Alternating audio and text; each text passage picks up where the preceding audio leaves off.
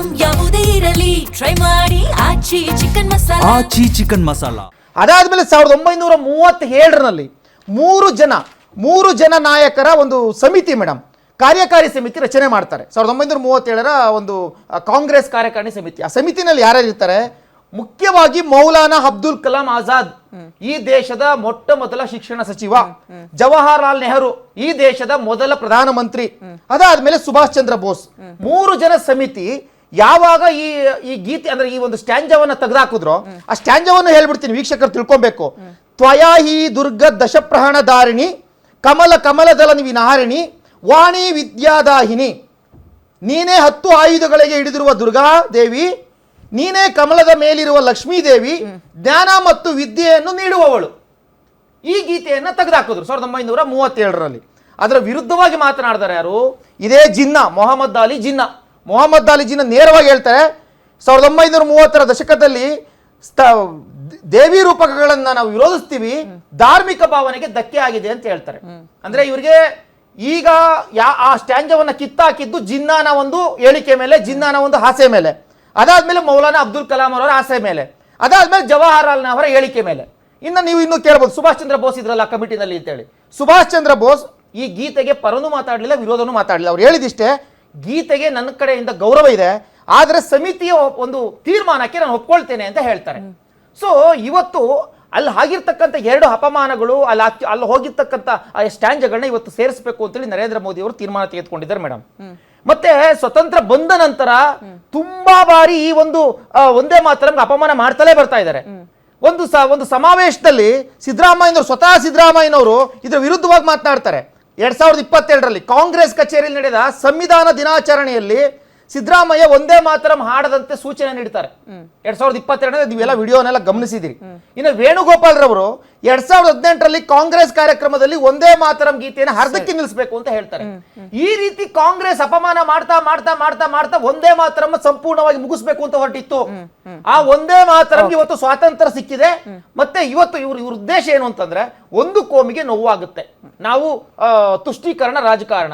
ಅರೆ ನೀವು ತುಷ್ಟೀಕರಣ ರಾಜಕಾರಣ ಮಾಡ್ಕೂತ್ಕೊಂಡ್ರೆ ಈ ದೇಶದಲ್ಲಿ ಇರ್ತಕ್ಕಂಥ 12% ಅಲ್ಪಸಂಖ್ಯಾತರಿಗೋಸ್ಕರ ನೀವು ಇಡೀ ಒಂದು ಗೀತೆಯನ್ನೇ ನೀವು ಬದಲಾವಣೆ ಮಾಡಬೇಕು ಅಂತ ಹೊಡ್ತೀರಾ ಅಂತಂದ್ರೆ, ನಮಗೂ ಭಾವನೆಗಳಿದೆ, ನಾವು 82% ಇದ್ದೀವಿ, ನಮಗೂ ಈ ಗೀತೆ ಬೇಕು, ನಮ್ಮ ಭಾವನೆಗೆ ಬೆಲೆ ಕೊಡಿ, ಈ ಗೀತೆಯನ್ನ ಇವತ್ತು ಸೇರ್ಪಡೆ ಮಾಡಿದ್ದಾರೆ. ಅದನ್ನ ನಾವು ಗೌರವಾತ್ಮಕವಾಗಿ ನಾವು ನರೇಂದ್ರ ಮೋದಿ ಅವರಿಗೆ ನಾನು ಧನ್ಯವಾದವನ್ನ ಸಮರ್ಪಿಸ್ತೀನಿ. ಇದೊಂದು ಐತಿಹಾಸಿಕ ನಿರ್ಧಾರ. ಈ ನಿರ್ಧಾರ ಆಗ್ಬೇಕಾಗಿತ್ತು. ತಿರುಚಿದ ಇತಿಹಾಸದಲ್ಲಿ ತೆಗೆದುಕೊಂಡಂತಹ ಕೆಟ್ಟ ನಿರ್ಧಾರಗಳು, ಕೆಟ್ಟ ತೀರ್ಮಾನಗಳೆಲ್ಲ ನರೇಂದ್ರ ಮೋದಿ ಅವರ ಅವಧಿಯಲ್ಲಿ ಸರಿಪಡಿಸ್ತಾ ಇದ್ದಾರೆ ಮೇಡಮ್. ಓಕೆ, ದೇವರಾಜು ಸರ್, ಮರು ಸೇರ್ಪಡೆ ಬಗ್ಗೆ ನಿಮ್ಮ ಅಭಿಪ್ರಾಯ? ಇದು ನನಗೆ ಆಶ್ಚರ್ಯ ಆಗ್ತಿದೆ.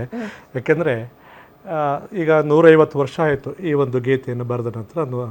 ನಾವು ಬಳಸ್ಲಿಕ್ಕೆ ಪ್ರಾರಂಭ ಮಾಡಿದ್ಮೇಲೆ 150 ವರ್ಷ ಆಗಿದೆ. ಈ 150 ವರ್ಷಗಳಲ್ಲಿ ನಾವು 60 ವರ್ಷ ತೆಗೆದುಬಿಡಿ ನಮ್ಮ. ಯಾಕೆಂದರೆ 37 ಆದಮೇಲೆ ಈಗಾಗಲೇ ನಮ್ಮ ಸ್ನೇಹಿತರು ಹೇಳಿದಾಗೆ 37 ಆದಮೇಲೆ ಒಂದು 60 ವರ್ಷ ತೆಗೆದುಬಿಡಿ. ಇನ್ನು 90 ವರ್ಷ ಇದನ್ನು ಬಳಸ್ತಂಥವ್ರು ಯಾರು? ಈ ಪ್ರಶ್ನೆಗೆ ನಾವು ಉತ್ತರವನ್ನು ಕಂಡುಕೋಬೇಕು. ಇದನ್ನು ಬಳಸಿದಂಥವರು ಸಂಪೂರ್ಣವಾಗಿ ಕಾಂಗ್ರೆಸ್ನ ನಾಯಕರುಗಳು. ಅವತ್ತಿನ ದಿವಸ ಸ್ವಾತಂತ್ರ್ಯ ಹೋರಾಟದಲ್ಲಿದ್ದಂಥ ಕಾಂಗ್ರೆಸ್ ನಾಯಕರು, ಆಮೇಲೆ ಈ ಕಾಂಗ್ರೆಸ್ ನಾಯಕರಲ್ಲ. ದಯವಿಟ್ಟು ಆಮೇಲೆ ನಾವು ಇದನ್ನು ಅರ್ಥ ಮಾಡ್ಕೋಬೇಕು. ಕಾಂಗ್ರೆಸ್ನ ನಾಯಕರು ಯಾರು? ಅವತ್ತಿನ ದಿವಸ ಸ್ವಾತಂತ್ರ್ಯ ಚಳವಳಿಯಲ್ಲಿದ್ದಂಥ ಪ್ರತಿಯೊಬ್ಬ ಕಾಂಗ್ರೆಸ್ ನಾಯಕರು, ಧರ್ಮಾತೀತವಾಗಿ ಜಾತ್ಯತೀತವಾಗಿ ಎಲ್ಲರೂ ಸಹ ಇದನ್ನು ಸರಿಸುಮಾರು 90 ವರ್ಷ ಈ ದೇಶದಲ್ಲಿ ಬಳಸ್ತಾರೆ. ಯಾರ ಮುಖೇನ, ಯಾರ ನಾಯಕತ್ವದಲ್ಲಿ ಬಳಸ್ತಾರೆ? ಕಾಂಗ್ರೆಸ್ ಅವರ ನಾಯಕತ್ವದಲ್ಲಿ. ಗಾಂಧೀಜಿಯವರು ಸಹ ಕಾಂಗ್ರೆಸ್ನಲ್ಲೇ ಇದ್ದಂಥದ್ದು.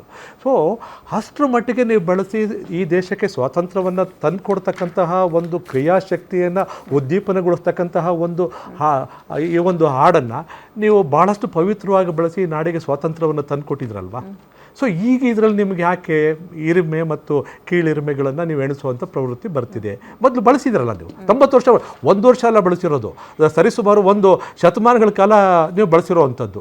ಹಾಗಾಗಿ ಕಾಂಗ್ರೆಸ್ನವರು ಇದರಲ್ಲೇನೋ ತಪ್ಪು ಹುಡುಕುವಂಥ ಒಂದು ನೈತಿಕ ಹಕ್ಕುಗಳನ್ನು ಅಥವಾ ಅಂಶಗಳನ್ನು ಅವ್ರು ಕಳ್ಕೊಂಡಿದ್ದಾರೆ. ಇದರಲ್ಲಿ ಯಾವುದೇ ಕಾರಣಕ್ಕೂ ಹುಡುಕುವಂಥದ್ದು ಅಲ್ವೇ ಅಲ್ಲ ಪ್ರಶ್ನೆ. ಯಾಕೆಂದರೆ ಬಳಸ್ತಂಥವ್ರೆ ಅವರೇ. ಆಮೇಲೆ ಇದು ಬಳಸೋದು ಅಷ್ಟೇ ಅಲ್ಲ ಇವರು, ಇದನ್ನು ಭಾಳಷ್ಟು ಚೆನ್ನಾಗಿ ನೀವು ಹೇಳಬೇಕು ಅಂತಂದರೆ ಇದನ್ನು ಬೆಳೆಸೋರು ಸಹ ಇವರೇ.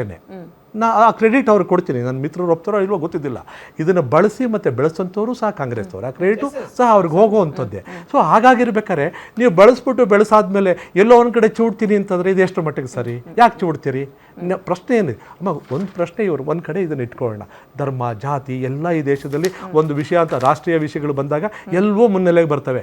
ಒಂದು ನಮ್ಮ ರಾಷ್ಟ್ರದ ರಾಷ್ಟ್ರೀಯ ಕವಿ ವೈಚಾರಿಕ ಕವಿ ಶ್ರೀಯುತ ಕುವೆಂಪು ಅವರು ಒಂದು ಕಡೆ ಹೇಳ್ತಾರೆ, ನೂರೆಲ್ಲ ದೇವರನ್ನು ನೂಕಾಚೆ ದೂರ ಭಾರತಾಂಬೆಯೇ ದೇವಿ ಎಂದು ಪೂಜಿಸೋಣ ಬಾರ. ದೇಶನ ಧರ್ಮನ ಅಂತ ಬಂದಾಗ ದೇಶ ನನಗೆ ಧರ್ಮ ಅಲ್ಲ ಮುಖ್ಯ ಅಮ್ಮ.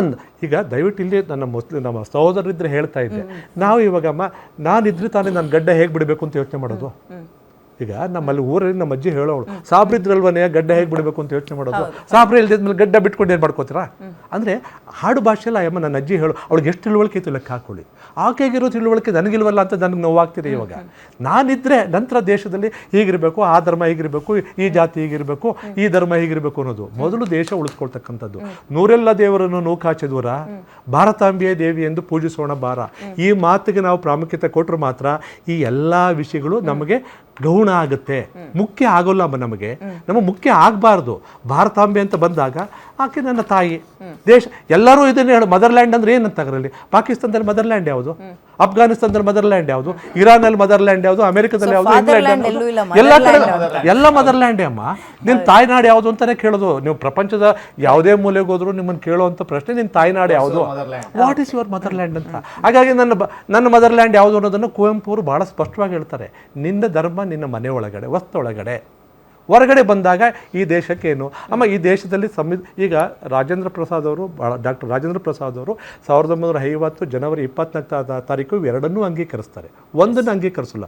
ಸಂವಿಧಾನದ ಒಂದು ಸಮಿತಿಯ ಅಧ್ಯಕ್ಷರಾಗಿದ್ದಂಥವ್ರು ಎರಡನ್ನೂ ಅಂಗೀಕರಿಸಿ, ಒಂದು ರಾಷ್ಟ್ರಗೀತೆ ಒಂದು ರಾಷ್ಟ್ರೀಯ ಗೀತೆ. ನನ್ನ ಮಿತ್ರರು ಅದನ್ನೇ ಹೇಳಿದಂಥದ್ದು.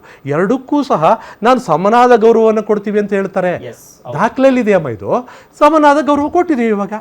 ಅಷ್ಟೇ ಸರ್. ಇದನ್ನ ಯಾಕೆ ರಾಷ್ಟ್ರೀಯ ಗೀತೆ, ನ್ಯಾಷನಲ್ ಆಂಥಮ್, ನ್ಯಾಷನಲ್ ಸಾಂಗ್ ಅಷ್ಟೇ ವ್ಯತ್ಯಾಸ, ಬೇರೆ ಎಂಥದ್ದು ಇಲ್ಲ.